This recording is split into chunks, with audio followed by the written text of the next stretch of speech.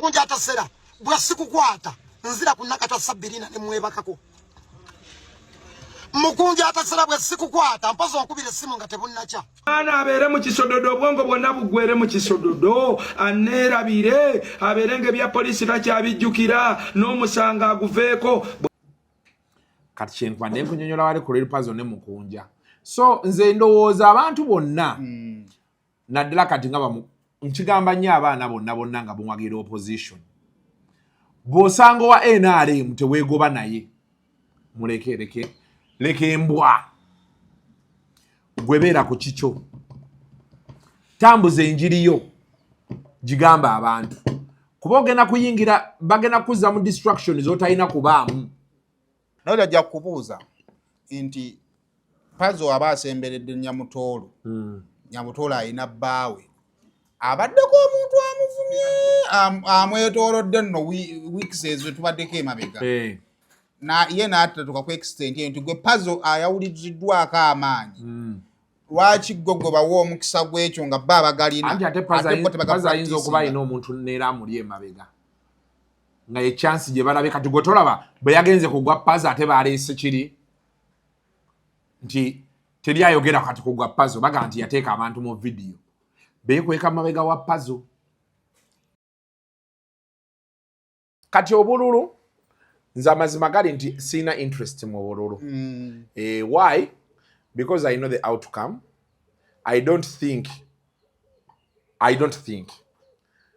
okay me I'm a believer that Honorable Munyagwa, Honorable Kyagulanyi, Honorable Nandala basobola owangula Museveni. Okitegedde. Naye nze sikkiriza nti basobola olangirira omuntu atali President Museveni. Despite the fact that basobola omuwangula. In my mind, I have it. So, ate muzeyi mirundi yaŋŋamba nti buli lw'olaba gundi President Museveni ku ballot ako kabale nti kaliddaani. Nze olaba manyi bumanya ba RDC bakwano bange ngaba betwatulanga nabo nga tuli embizi edda nga ne sente nabo era tebayina kati bali mu bifo nti oli bamukwasa RDC Soroti RDC Simajinja. I'm just giving a for example. Naye amaanyi n'obusungu geboogeza period yeno sigalabangako kyeki bakibanyiza bapika ekintu kya mukama waabwe endayira ze balayiramu ebintu bye boogera bw'obirabako obulabi kati teebereza RDC kati gwe teebereza abali mu structure. Nana Hub Mouthwash lyeddagala ettuufu lye nnakakasa mu kujjanjaba endwadde z'amannyo. Amannyo gakuluma bw'ossaayo ekyokya oba ekinnyogo gagasanyalala bw'osenya ovaamu olusaayisaayi oba ogayiza ludda lumu. Senyesa Nana naye weegendereza abafere tebakuguza kappa mu kutiya musange mu famasi zonna. Nana yakakasibwa National Drug Authority. Airtel Extreme Unlimited Internet just got better. Paying for an Extreme Unlimited Internet connection now comes with free data, SMS plus voice minutes to call and text across networks for the Muganga who pays the monthly bill. Dial *125# or call 125 today to upgrade to an unlimited, uncapped Airtel Internet experience. Airtel.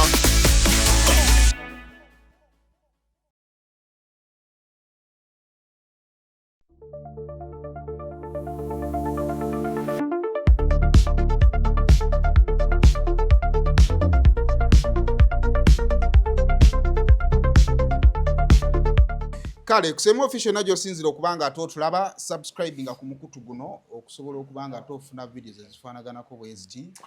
Mutyabe simu yange eriwa. Waki akwali simu yange n'atagimpa? Niba tosobola okwogera empola. Kye munnyonnyola ampe simu yange. Bano bakwata bakiraaya anti bange ne babagaba ewalala. Ogenda olaba mbu yamuleese kumbe kiraanti yakubira nze ayagala commission. Obawa. Nga ba commission sebo bali ku bitundu 2 ku buli 100. Nze bye binnemesezzo gaggawala abantu be baleeta bakiraaya nti be batwala nze sifunamu. Kati akakadde akatwalako emitwalo aga n'agaggawala Mutyaba ye wange siina gye ŋŋenda mmusuula. She's my blazer. zwa blaza yiba nange sheko maungu November ekomawo November nga 3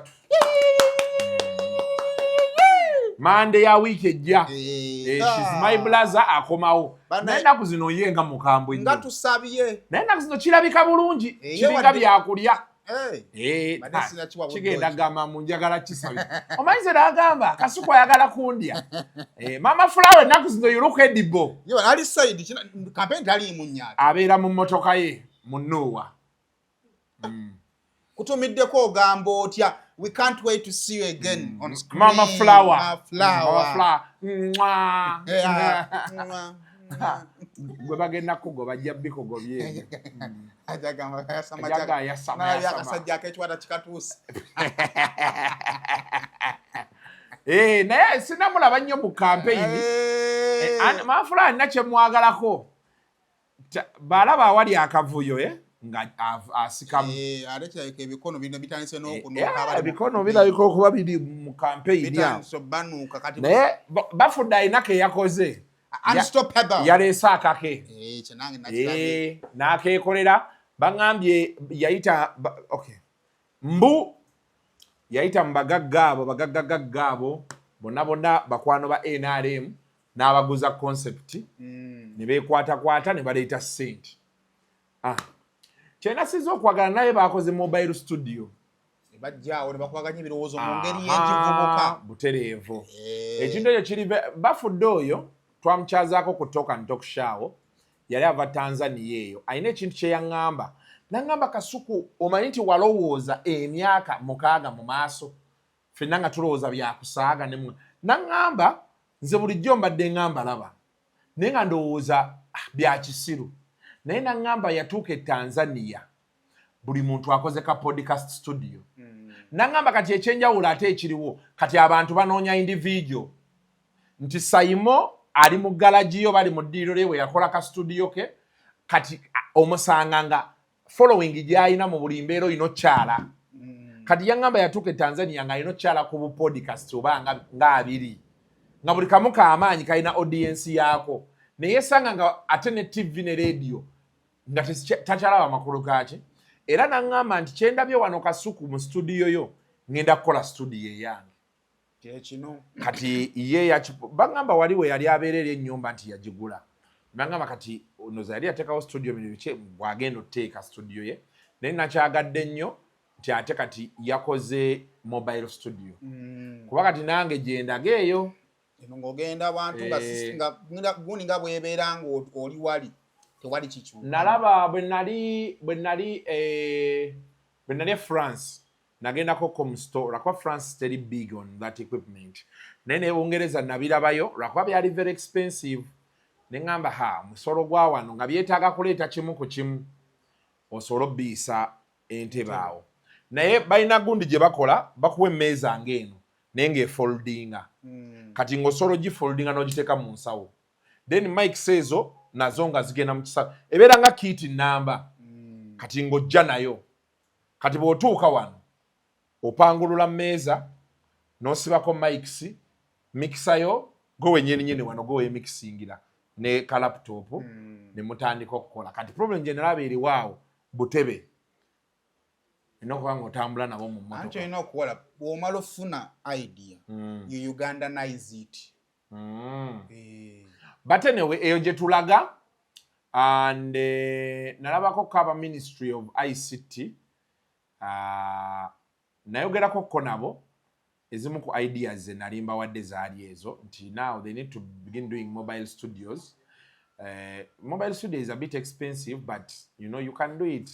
Okubeera kati olanga wano wetutudde twandibadde tulina wano mic zaffe nga tutandise omuntu wonna w'omusangira kati nina abantu abampayo zi interview ng'olina kugenda bugenzi na studio yo wali n'otuula naye you know n'otandika. It makes the job more professional, but I was happy for him.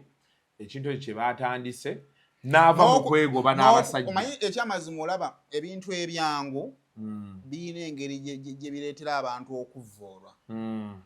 Nti munange kiba kikufuna ddiru y'abayimbi kubasasula nembeerawo ne mwekuba kolayokko ku kizibu. Kati awo Bebekulu we yagenze kolayokko ku kizibu si buli omuntu ajja mmala gakibuukira. ate ng'oinoteekamu ne kasente ate kati ne wano we tuli gavumenti ya President Museveni tebakyayagala batwala tutandise otunula direction ya America olaba Trump be ya throwing out ebya climate change nabaga nti ebikola ab'amakolero bamuwa ssente nnyingi okitegeera kye ngamba mutabulemu omumpebo we wano bamuwa ssente nnyingi kati alina okuprotectinga interest zaabwe kati ffe lwakwano mu Uganda tukyalina amaala ate tuli baavu we don't think nti Seimo akoze studio ye ayagala okuwona backlash ya UCC aina a particular investment to this level nti baavayo n'awagira Museveni musiru a protecting our interests ze tetulowooza nti kaŋŋambe Lawrence alaba nti okay ono ampadde betutumuteekayo aliko views akola bwati ne bwati n'asalawo n'awagira Bobi Wine oli n'agamba wacho no buli omu alina interest ze ate bw'oba tolina interest za tuba naddayo exactly nze nina abaana bemanyi bali last year bali ku campaign trail ya Bobi ne guno omwaka kwebali they are making money toyina kyosobola munnyonnyola oba okitegeera kye nkugamba kati gwe oddaawo n'otandika okugamba abantu everybody has their interest kati bafudde yakimanyi nti bw'anaagenda ewa president kuba bafudde takyayagala biliyoni kuva wa President Museveni kati ayagala contract bamugambe nti waliwo abachina abazze baagala tambuza amasanyalaze president yamaliriza nabyo naye investor Munnayuganda gwe twagala tuwadde ggwe abeerewo nga buli mwezi ku dividends afuna miliyoni 08 okitegedde kuba kati bafudde takyali ku level esabirwa kati ye ateekamu era ina wagendo justifying era kati bana abakyali mu byokwagala osabiriza President Museveni bagenda funa obuzibu bw'amaanyi era gye tulageyo mu maaso abakyasabiriza abaagala obba waayo bagenda funa obuzibu buli muntu olina okubeera awantu ngo you show cause you show interest kati nze essaawa eno ng'oggyeko bino nti president waliwo bawadde ssente bangi bendaba nti yandizibawadde za bwereere ezo nange njagala mpeeyo ebisatu eby'obwereere naye nina ideas ze njagala omuwa nga ziyamba nze okitegedde kati nze for example I want to njagala kukola a very big space ya online media tufunenga warehouse eyo tugigule tuteekemu editing suites tuteekemu cameras tuteekemu studios ebyaddala ng'abaana bagenda be accessinga for free kati nze ng'ebyo byonna njagala bikola kuyamba government ku regulating space eno nti buli muntu ajja mweno space ayina okukkiriza okutambulira ku terms and conditions zaffe si byakusaaga you want to use our facility you want this space we have terms and conditions how do we work with you tetugenda kukkiriza kujja mubeere ng'wano nga muwemula abantu mwogera ebintu ebitakwatagana kati ffe ebiroto byaffe gye biri twagala kukola ebintu ebiri serious because abaana kugambye bwe nti waliwo omuvubuka akola alina YouTube channel ali Bungereza bagitoba Munnayuganda alina kaseti ke kali simple yagamba abeera mu ddiiro lye abeera n'omukyalo oli editinga wakawabe bulungi naye sebo yatandika mpola mpola when you go to check his channel the man has views we don't have akola bulungi okitegedde ate nga ajjukira monetization ye eri Bungereza okitegera kye nkunyonnyola now you imagine sente zaakola uno Munnayuganda 256 omulabye uyo alina video zizo ziri mu 2.2 akola bulungi ate nga atula n'omuwala ne bakubaganya bulungi ebirowoozo byabwe ontegeera kye ngamba so kati tulina otandika moving that direction me I believe Saimo abantu asinga bangamba nnyo ebyo Kasuku byoyogera kati abantu bajja tandika olowooza mukola ssente ekituufu tukola ssente what varies is how much kati nze mbeera ndowooza nina abantu bendaba nga si b'amaanyi naye nga omwezi guggwako nga alinawo $100 kati mbeera ndowooza nti bwe tubeera nga tusobola okufuna abavubuka abalala ntubatwalira awo. Actually oba nali njogera nane bagamba nti abantu mu biseera bino ebyakalo basinkana abakulembeze basaba ssente. Ssente si kyekizibu kubanga ne weba oli kuforminga structure oba weetaaga ssente. Naye wanditunuulidde oyo agaba ssente omuwadde otya ssente. Kubanga gavumenti yeetaaga ssente by the way. Naye tubawadde tutya ssente nga batuyambye okustructuringa ekintu kino. Oba okitegeera nti abayimbi kyabalema. Kubanga abayimbi batunuulidde ekifaananyi kya corporate ekinene ekiri unachievable. Ne babuuka ekifaananyi ekitandikirwako ekya internet. Kubanga baita bayimbi baali balina okutukulembera mu kintu ekyo. Singa baali bakitunuulidde mu ntunule yaakyo nti internet ebeera affordable kwa nnyingi kati essaawa zino internet ezijjawo ne waka ziri mu mitwalo 12 ezo ssente nnyingi. Naye internet eyo singa ebeera mu mitwalo 5 kitegeeza nti ngenda kweta internet giteeke ku mizigo 10 n'egyo. Smart TV na kuzitandikira ku mitwalo 5. Kitegeeza nti abala ba YouTube bagenda kuwerwa mu bungi. Beeyongere. Kitegeeza nti ekitone nnyo omwana mu Uganda ajja kutandika okuaninga akakadde kamu unemployment emaze okukola ki? Ebeera egenzi. Challenge eriwo eriemu nti abasinkana government bagigamba nti abali ku mutimbagano bawakanya government. Kanga bwogenda ku muwendo gw'abo opposition abali ku mutimbagano bw'ogukubisaamu n'abakola ebyabo abakola ebyo basinga okuba ne views okusinga abali mu byobufuzi. So kati nze ndowooza nti idea ezo singa zitundibwa mu butuufu. Anyway, byebyo lwakuba I have so many reservations about certain things, but well, yeah, we move. So what's up? Kale kusema official njagala kubuuzaako yenna gy'osinzira okubanga totulaba subscribing ku mukutu guno okusobola okubanga tofuna videos ezifaanaganako bwe ziti. Yonna gyewangalira mu bitundu by'ensi kubuuzaako ne nkubaza okubeera nga ate okola. Kale njagala kukutegeeza ku bannaffe abannana Herbal Mouthwash eryo ddagala ly'amannyo. Gw'amannyo gwe galuma olira side emu ebyokyo bibinyoga bisannyalaza amannyo go nana kwali katale genda obeere nga ate omwefunira. Abali bweru w'eggwanga osobola okuba nga ate omutumya n'obeera nga bamukuleetera oba n'ogenda mu outlets ez'Abannayuganda abatunda ebintu okuva e Kampala basobola okuba nga nabo bamukuwa. Kale wano mu Uganda ali mu supermarkets, mu pharmacies ne mu drug shops osobola okuba nga ate omufuna. Kale mu ngeri efaanaganako bwe tukkiriza biri nga tukutegeeza ku bannaffe ba Truth Media Academy. Bw'oba oli eyo ng'olina ekyo tuyala kuyiga kuvuga drone. Ennaku zino abantu emikolo buli akola omukolo ayagala kumuvugira drone. Tukuyigiza okuvuga drone mu myezi 3. Wayagala okuyiga okukwata kamera tugikuyigiriza mu myezi 3. Wayagala okuyiga okusala okugatta ebifaananyi okweditinga tukuyigiriza mu myezi 3. N'ebitambulirako okuyiga sound recording, lighting n'ebifaanagano kweto light byonna okubalansinga light because ebitya tubikuyigiriza mu myezi 3.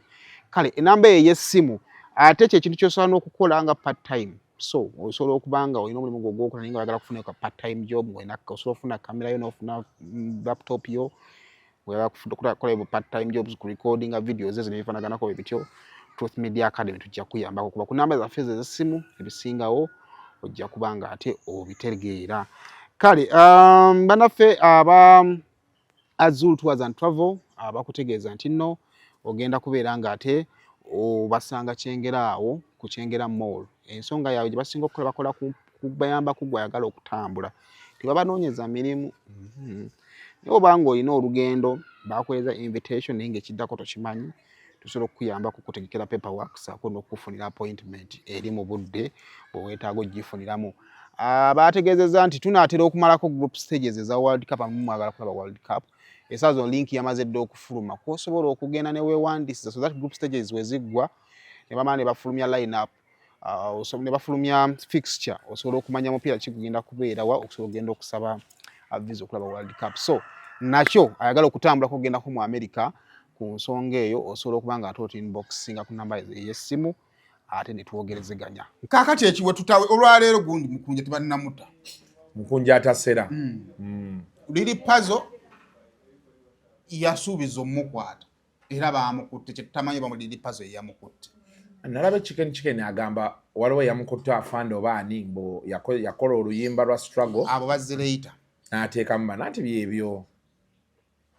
Mukunja atasera mulaba ne Shalom andi muvubuka alabika okuba nga talina buzibu.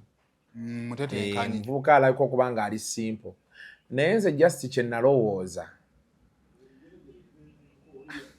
nina obuzibu ennaku zino n'entalo eziri ku intaneti zirina we zigenda n'ogamba ate kizibu ekirala some of these repercussions happen to you individually tezikutuukako collectively abo abaana abo boolaba bonna abali mu NRM abasinga beekwatayo kuwulira ku maanyi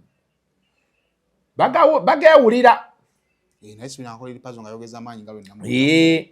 kati sha Lili Pazo okubeera obubeezi nga alina Nyamutoolo kimumala. Nyamutoolo ye future ya government eno kati. Era teweewuunya cabinet eddako nga bamuwadde full ministry.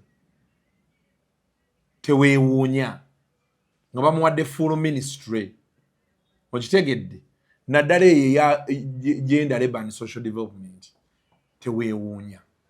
Oba okitegera kyeggamba. Anti kyeggamba. So, kati bano abavubuka abo abamu mulina bagenda mpola. Naddala abo batoli wa amaanyi, omanyi abantu yes osobola okubeera ng'owagira Nuupu ng'aba Nuupu yes bagenda kukubeerawo na biki naye ekyakye si kye kimu n'okubeera ng'oli luzira byanjawulo kuba kasita omala oyingira ekkomera ffe tuba tusigadde ku mutimbagano. So nze Mukunja atasera njagala message yagitwale nga tavumye. Nalabye oli amuyita Liliani Simaya Adamu bingi ne Lili Pazo nsobola omugamba kyekimu naye waaki Lili Pazo sijja kimugamba saawa eno yali ku sayidi ey'amaanyi. Okitegedde kati ye bisobola omutuukako kati olaba Lili Pazo singa yabadde gwe baloopi yadde ku police teyandigenze wandibudde police statement yagikolera gyali oba nti ali eyapu country.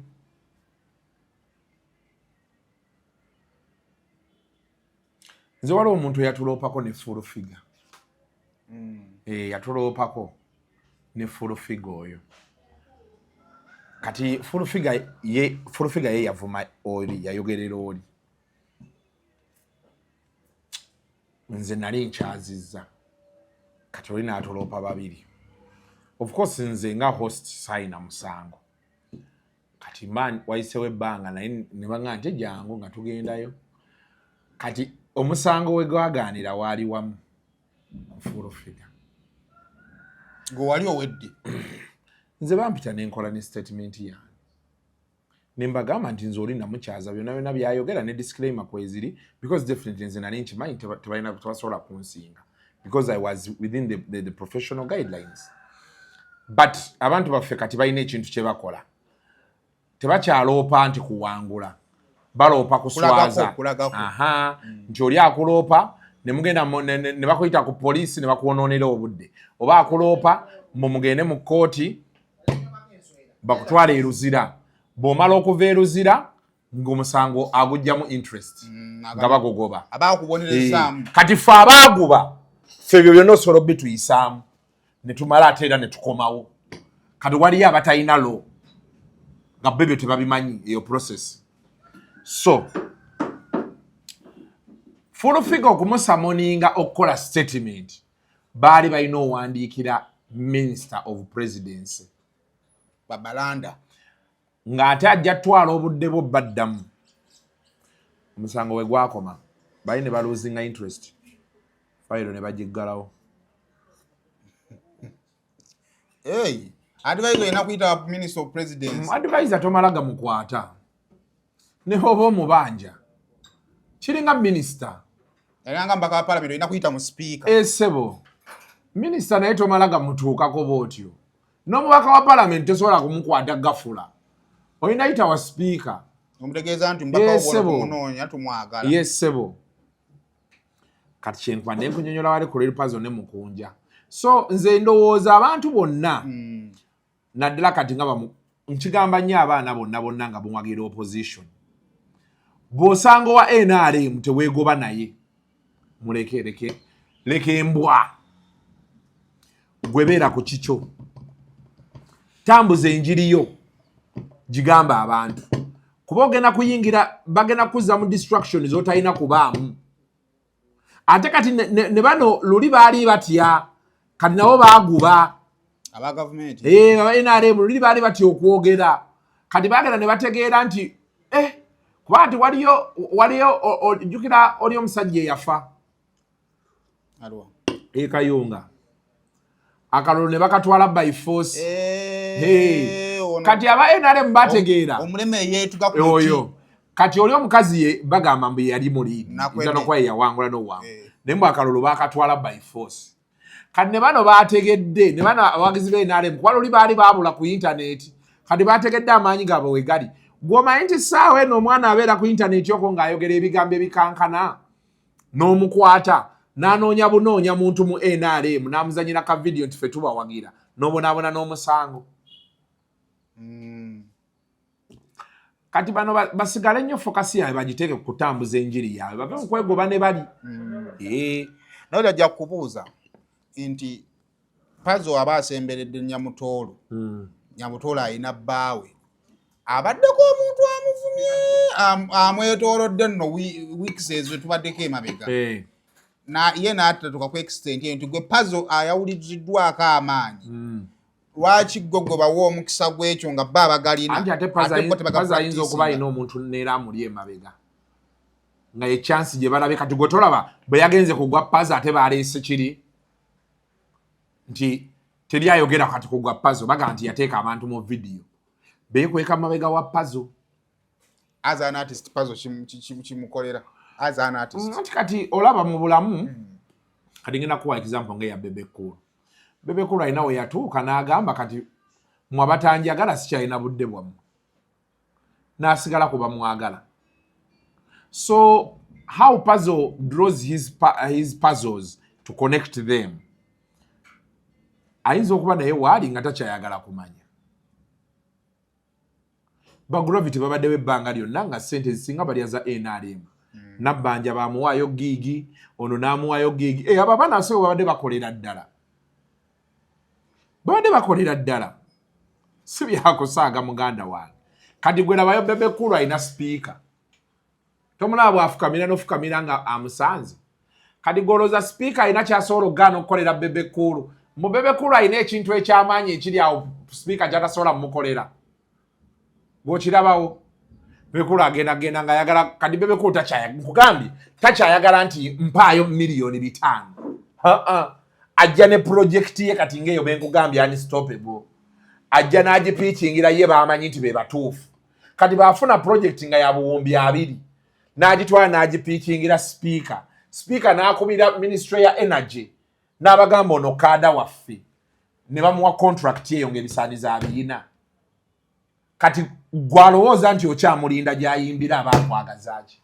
That is Bebe Cool. Anti Bebe Cool. Kati tetumanyi kadi ki Pazo zaayina. Yazannya ziriwa. Ayinza okuba naye ze zimu zaayina.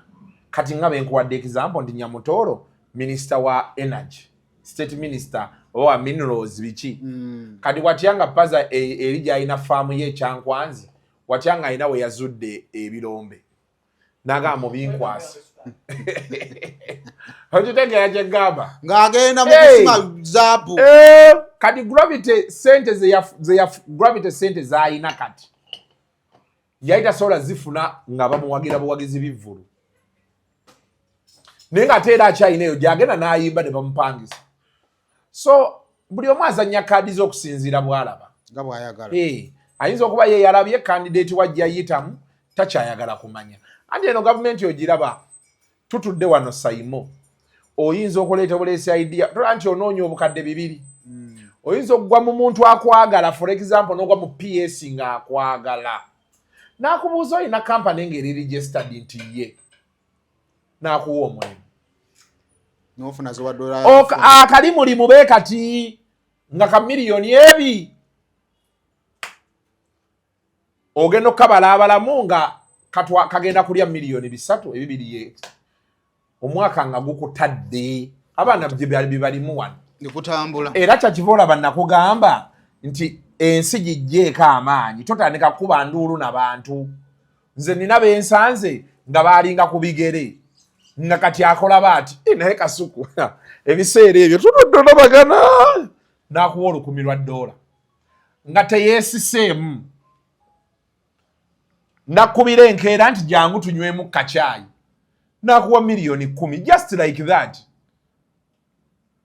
okitegera kyegamba so naye Mukunja kibi nnyo ekyo ekyamutuuseeko naye bw'aba avuddeyo yasigale kutambuza njiri yaki ya candidate we gwayagala bana bamudistracting abaveeko kati singa bamutwala mu kkomera njo bamututeruzira wiiki 2 komawo saba bbeiro bagikumye wiiki endala 2 agenda okumaliriza campaign ziweddeko candidate we talina kyamukoledde nijabadde alina oyimba okitegeera kyegamba babiveeko abo tebalwana nabo omuleke naddala mukana akaseera butereevu amaanyi mangi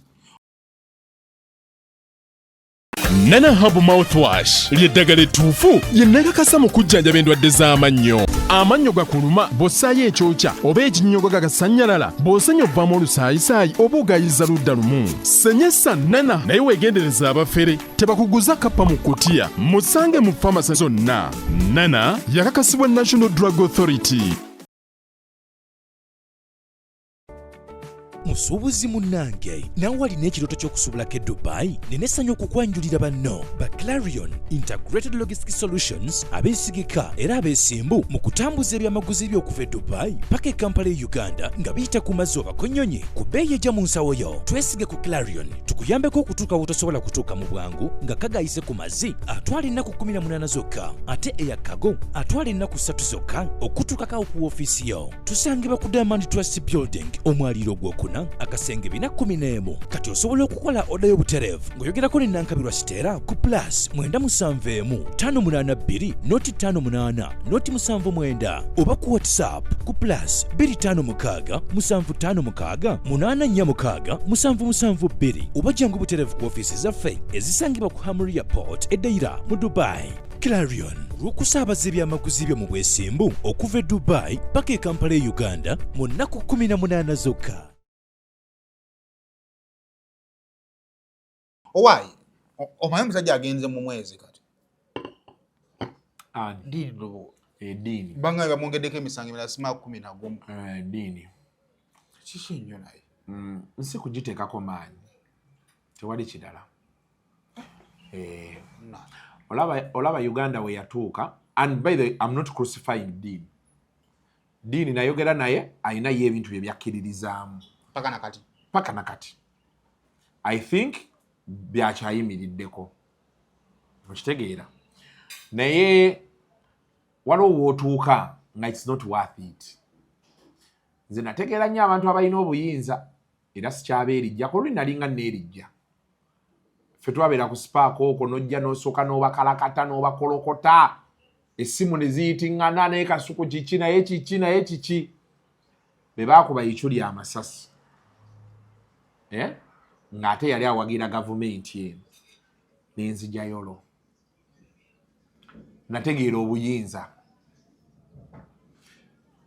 nfuna bulungi banga libadde ne mukko so kati Diini just oluusi omuntu you can go as far n'omuleka awo. Times have changed. Omuntu obaako woosindika n'omuleka awo noga akangende ku kirala kubanga si gwagenda omala ebizibu by'ensi yonna olajja kubuuza kati anyana kati saawe naaliruzira tetumanyi famire ye kyeriko yo kampani tebagiyiwa tetumanyi kampuni ye kyeriko yali asitokinza akantu kaawo wagendako ku TMC yali asitokinza akantu ke nkubuulira yali asitokinza akantu ke nga otuukawo bwoti nga kiri massive ye nga apangisa ennyumba namba waliwo ba editor ina board room ate yo ffenna kati gye twagala okulaga otuuka naye ayina ne wansi wali studio by the way yali ekintu akigiridde ddala and ezo investigative pieces ziriko ssente waliwo basobola okusasula to expose oli ajja ne bwino we n'agamba mulimu okugula story gireke mulimu okusiima nga story wagikola so ebyo bya investigative by'amaanyi ina ina story gye yakola ya minister we NRM yali alina mbaka wa MP gwana wagirabako bamukwata ku kamera nenga omusajja alina ennyama naye nga bye bituufu abina ne kubifaananya abina na logi bagiyingira anti kati ekyo kyenkunyonnyola nti kati what is at stake ku kintu ng'ekyo waliwo famire y'omukazi maybe bbaawe waliwo famire y'omusajja maybe mukyala we basigaddewa kati omusajja bw'aba akujjira ne full force kati ekimu okireka nogamba kuba society yaffe tennatuuka kutegeera journalism amawulire amatuufu tebannatuuka kutegeera nti bw'obeera minisita waliwo ebintu emu okitegeera wati minisita tewali nsonga waki oyingira kaloogi minisita kubira omuwala mugambe genda ku Serena Kigo ayingire bw'amala oyingira oyiseewo essaawa nga 6 ojje nga there is no connection okitegedde mwegatte ate gw'osooka ofulume ate yali okafuluma olw'eggulu babikola okitegedde minisita alina ssente zisobola okupangisa Airbnb stand alone n'agamba Simon mpa kunnuuwayo ye mwennyini n'avuga naye wano mu Uganda minisita agenda mu bwenzi ne liidika n'emmotoka yeriko benda bwe batyo n'akagombe okanda kula akagombe kayitawo ne beefuula batudde mu bbaala ne bamugwira wano ku Joyster wana baminisita anaye kuyitako ng'eriko kiri kiredi ekinene kiriko CM cabinet minister oba SM state MS minister of state obwenzi bubanyumira abakuumi ne bakubalira obudde kyenkunyonnyola kati kyekiri kyegambye nti yingira Serena Kigo n'obugombe bwo okitegedde oyogere ne manager omugambe njagala nfunire nga wempita gw'ogenda osookeyo weebake wayitewo ebbanga ttini omukazi ajje onfunye bulungi bajjo gw'ogenda otya mu bwenzi kati nze nno ninayo minisita yalina akawala nako kati bamudropinga olaba ekyo ekisanja ekitali kino ekiggwako naye kiri ebiseera nga tugenda nnyo ku Serena Kigo twali ku bintu twali mu bintu bya Johnny Walker anze ne bembeera nga ngenzeyo mu bwenzi ate nalina omukyala wange kati ani abeera agenda obbimbuuza so twali ku bintu bya Johnny Walker tuline John oyo bapatrico kati akawala nga kalungi kali ku mazzi be kati twalina desire oyo Luzinda tugenze desire naye agenda kuwuga ensi ekutte wansi ne waggulu John aŋŋamba naye Kasuku bannaye tugende ku desire twefuula abatuddewo obutuuzi pulu yabwe nti eri boddako eno pulu weeri then eri gundi ziri awo nga tusanga wakawala akalungi muno waliwo buno obuwala waliwo obuwala mu Kampala Saimo nga si kanene si katini kali awo kaleesa otuwatowato beetuti olaba n'obugumba wano buno bwa muno naye nga kalina otubinabina beetuti buno obulina akatuli kawana obwo ng'ayambala ng'ebbere liri ku kifuba si bino mbusima bwe yagira akalega ne kaliwanirirako nga liri kuli beeriti okitegedde naye nga lijja ne libanga erizimbamu wano ng'ekibeerebeere tugenda okulaba omwana afubutuka mu mazzi agavaamu ne ngamba Sega walindako kiki ekigenda mu maaso nga kana katukula tulina essire faamu oyo katukula ate kava mu mazzi nga kasooka katuula be kati ku butebe kagamba tekawozeza ku hayi yati kati John ndowooza obwana oba tebumanyi Basega wabakadde wadda esetaano yadde kaŋŋamba how are you Kasuku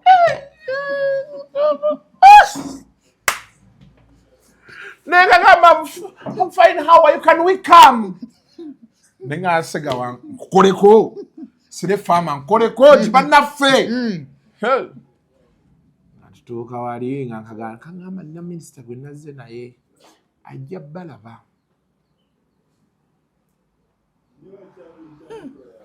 era twali tuli awo najja ngayambadde galubindi ekinyiza kwabo aba basajja aba bakulukulu ne kupulu aba mu suuti ku Saturday ali mu suuti ku Sunday ali mu suuti namuuza kiki bisayi no bakona byatabine ebisuuti ebinene zinezo omugenzo ono gwe bako masaso wakamotoka akaddudu ya Abiriga waliwo gwosanga ayambadde nga gwe this is okay ebisuuti nga ekigundi kiri ayina collard zineza ababajjo yamaliranga amasuuti obusungu bwatulumira ku Serena Kigo n'ogamba lawo omusajja omukyamu mu bintu tekyagala tuula wano ku buno bwe bateekako ng'ovudde mu mazzi bwe beebakako kitudde eri munda koye mayi waliwo kashedi akabeerawo munda baleese ebyokulya n'ebyokunywa kiryawo kinyumya n'omuwala ffe tuba twagudde dda mu mazzi ogenda owugeko naye owugeko n'akaana ne kati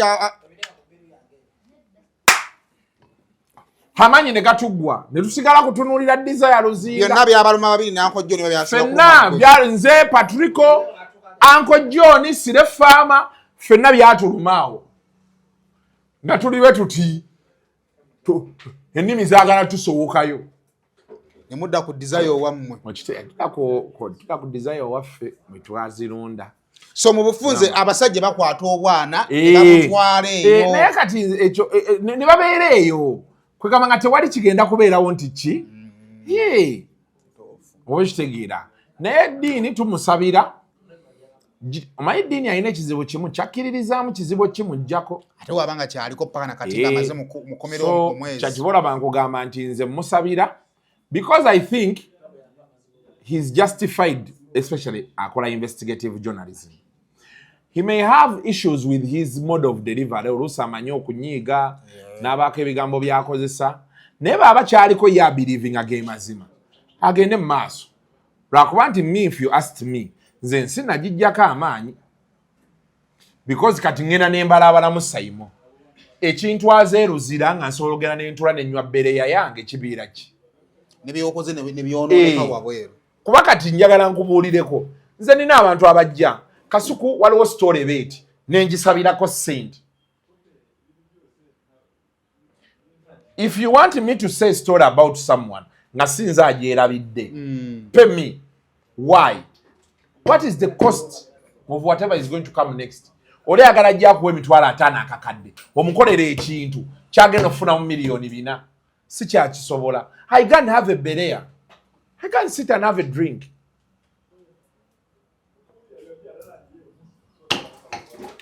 Abasobola ne basobola nemekwegoba n'abantu n'otegoba n'abantu tumalize sofa campaign oziraba otya gwe campaign sinnazigoberera but this guy has no class akoze ekyo omulaba anywedde amazzi akacupa akakwata eno baati acupa mufo kakwata baati akakwata baati n'akanyiga gonna n'agayiwayo but why you classless muwa omukisa yewozeeko lwaki okanyize mwami exactly.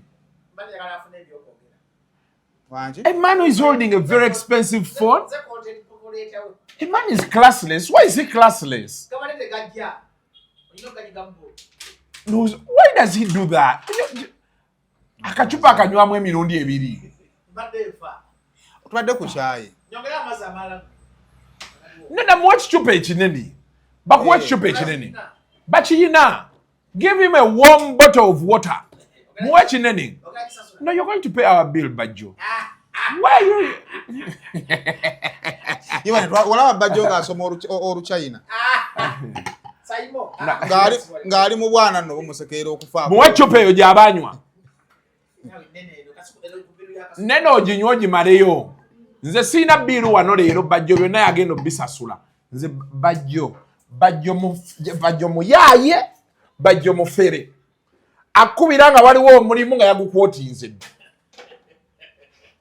nga ne ssente baazimuwadde dda n'atandika omanyi oyo omusajja waffe tujja mufuna mu maaso Bajjo nga yakubye dda omusajja tannakuyita kusomesa eri ku gundi naye buli omu amugabiddeyo naawe yakuyise Bajjo buli omu amugabiddeyo emirimu ogenda kugiwaani yaŋŋambye tugenda kuwa director simaga ogenda okusomesa abaana ebya IT naga simayo ya IT bampe ebyamawulire ine bajjo bannange bajjo muyaye ennaku zino bakukutane Mutyaba waliwo akawala kamuwa neze weewuunye ebbanga lyembadde ne Mutyaba tandaganga nako nti wayi kana akawala okalaba ebbanga lyembadde musajja avunanyizibwa oli mufumbo ebyasiriwalire muli bajjo si mufumbo awa amaka ge ekitiibwa omati wali kintu kibi nga amaka ga mukama wo okwonoona talina kyajja kufuna wange Mutyaba abeere ng'akimanyi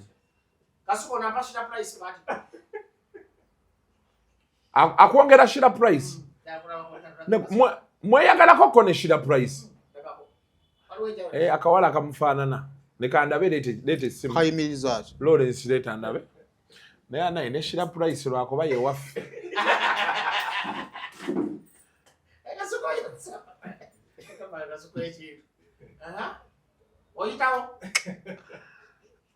naye kale enkwe ziri ku Mutyaba gwakwali yali amukugabira Mutyaba ngenda kutandika nga bwe tuba tutambula ekiro olinnya boda Mutyaba ajja kuntugira mu mmotoka enkwe ziri ku Mutyaba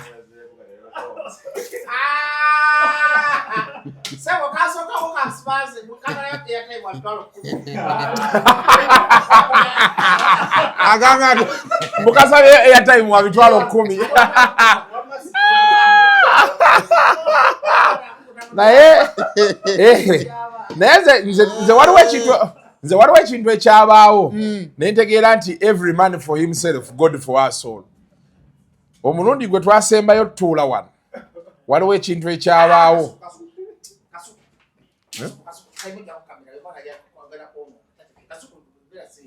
olina ebizo byewakola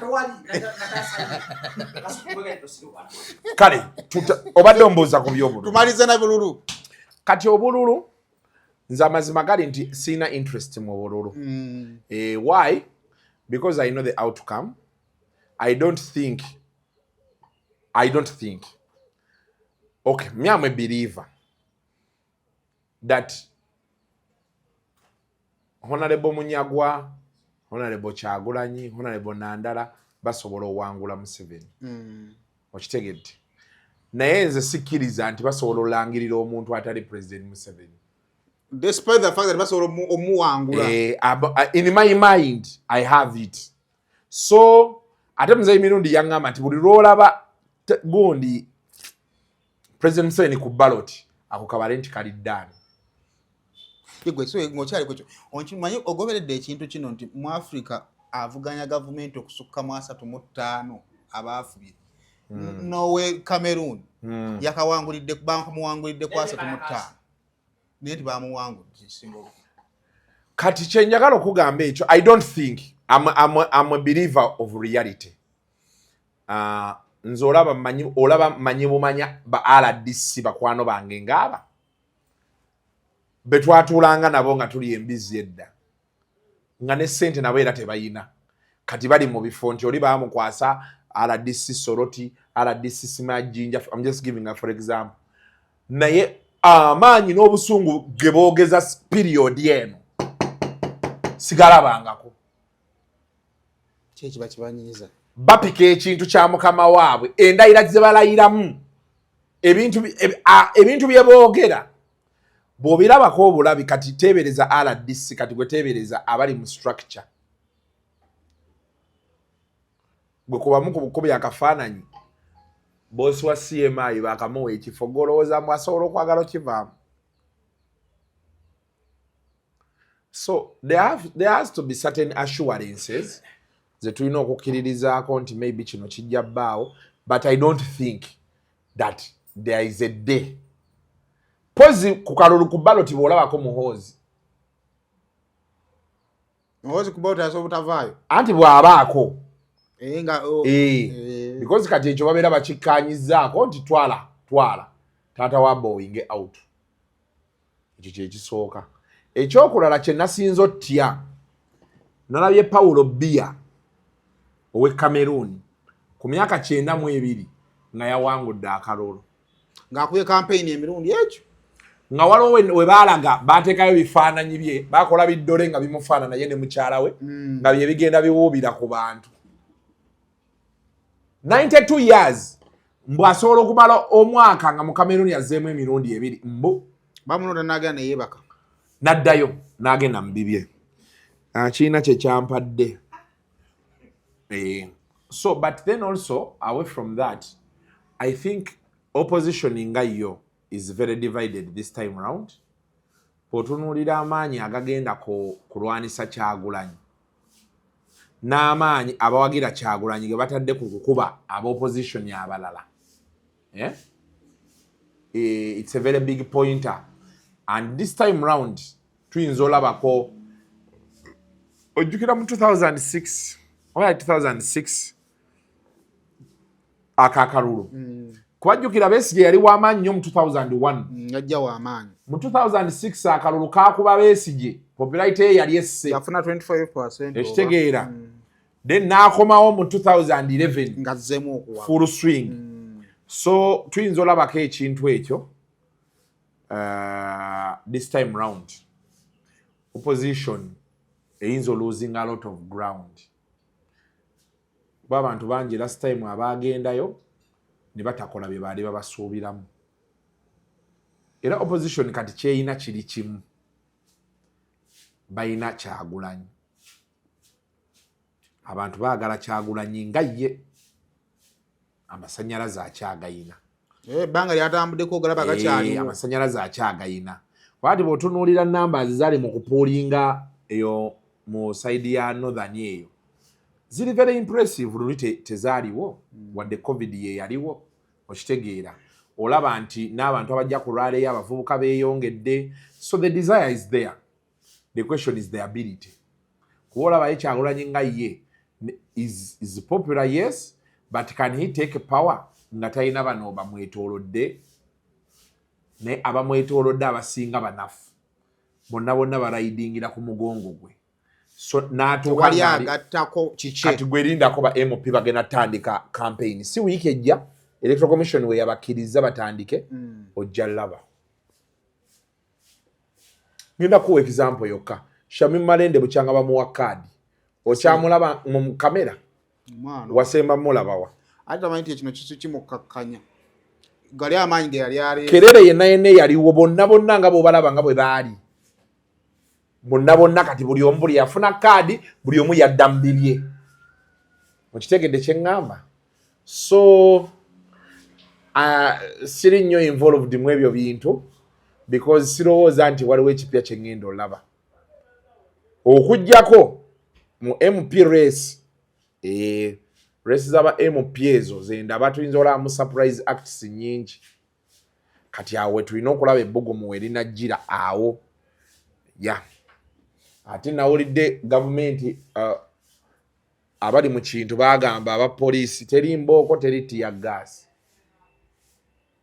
because luli be babikola ekawempe they were loud screams kuvira ddala mu ba NRM nga bagamba tubadde tuzimbye akalulu ku ground bano bye batakoze tubadde tubicapitalizinzeeko ng'abantu bakola ki kati bwe munaatandika okuba abantu embooko tiya gas tuyinza bye bayita gundi wave so ne bagamba teri mbooko ne bayimiriza era oyinza obutalaba ku mbooko sizoni eno katulinde Kampala ne Wakiso era wasinga omuggo awo naye ku luno era omuggo bw'otunuulira era mu Kampala ne Wakiso ezandibadde nga hotspot bakandidate abasinga aba NRM banafu NRM terina mbu amaanyi kale mwebali naye simanyi kati bw'otunuulira Kampala Central MP Kampala Central era popularity ogiraba erina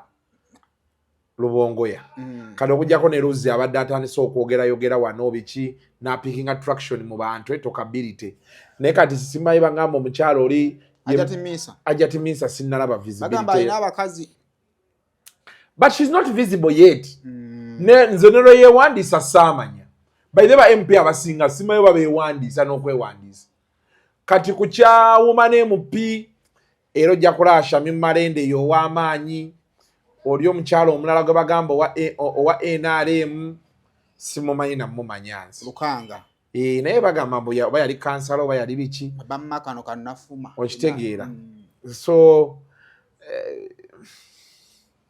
Kiriawo. Wakisoba omutunulira kati bogenda Busiro East.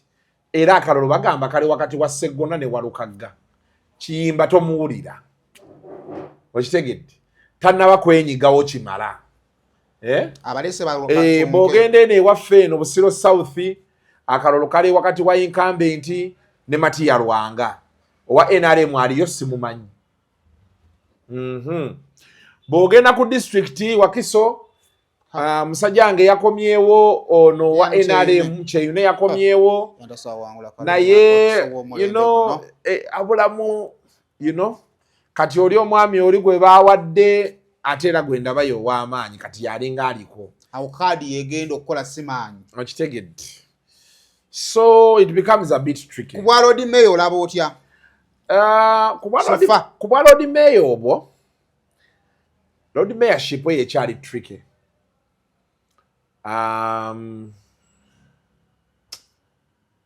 Lukwago yakalolo akyakayina ago ge mazima then trickiness evawa anti kati trickiness weva nti omusajja ono bali mwezo azze n'amaanyi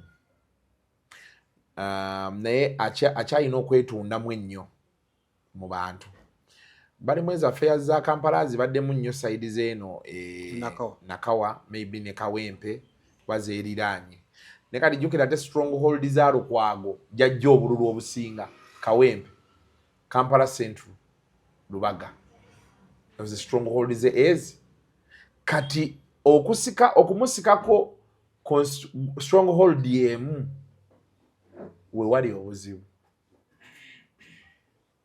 ate n'abagagga tebali willing supporting our opposition bwe buzibu bwokka obuliwo kate wa NRM munafu bwe baleese ku Lukwago so ekiyinza okuyambako bali mwezo nti bameya tuyinza obbalonda nga bino byaggwa kati Bobi najja n'ayingira trail full swing kuba ye Bobi ali behind this one fully era okawokaawo kati wekijja okukolera nti Bobi ayingira trail ye Nakawa ku lwa Nubianiri nene ya Lord Mayor ku lwa bali mwezo nga bega nti y'amaanyi gagayina kuba kati jjukira oli baagamba mulonda mbuleera Nabiira yali atabuse wano